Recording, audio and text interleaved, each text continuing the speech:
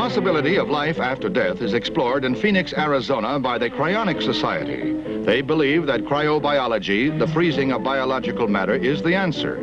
They propose freezing bodies in cold storage capsules. Scientists are mostly skeptical. A model demonstrates how one person, a California man who died of cancer, has already been frozen. A freezing liquid replaces the blood supply, and the subject is wrapped in aluminum foil and placed in a capsule at 220 degrees below 0 centigrade.